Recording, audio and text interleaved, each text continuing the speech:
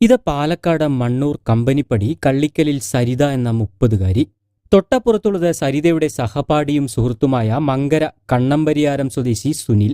സരിത സൽസ്വഭാവിയും നല്ല ഒരു വ്യക്തിത്വത്തിന് ഉടമയുമാണ്. സരിതയും സുനിലും +2 ഒരുമിച്ച് പഠിച്ചവരുമാണ്.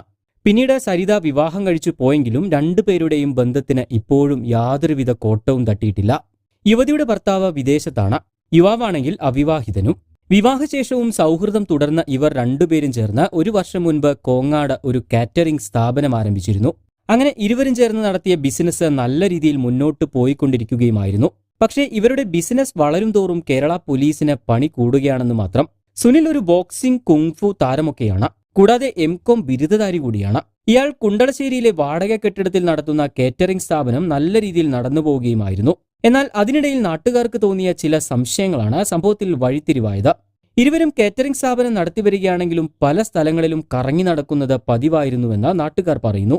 അങ്ങനെയാണ് കഴിഞ്ഞ ദിവസം പോലീസ് ഇവരുടെ ഹോൾസെയിൽ ബിസിനസ് കൈയോടെ പിടികൂടുന്നത്.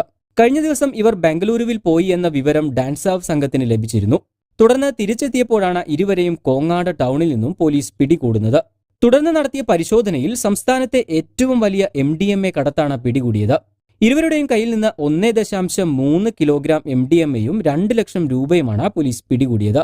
കൂടാതെ ലഹരി അളക്കാൻ ഉപയോഗിക്കുന്ന ത്രാസും ഇവരിൽ നിന്ന് ലഭിച്ചു. പ്രാഥമികമായ ചോദ്യം ചെയ്യലിൽ GST ഇല്ലാതെ വില കുറച്ച് സ്വർണം വാങ്ങിത്തരാമെന്ന് പറഞ്ഞാണ് തന്നെ ബംഗളൂരുവിൽ കൊണ്ടുപോയത് എന്നാണ് യുവതി പോലീസിനോട് പറഞ്ഞത്.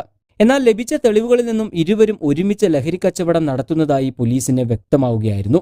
രണ്ടുപേരും ബംഗളൂരുവിലെ മൊത്ത വിതരണക്കാരിൽ നിന്നും MDMA വാങ്ങുകയും അത് 2 ജില്ലകൾ കേന്ദ്രീകരിച്ച് ചില്ലറ വിൽപ്പന നടത്തിവരികയുമായിരുന്നു.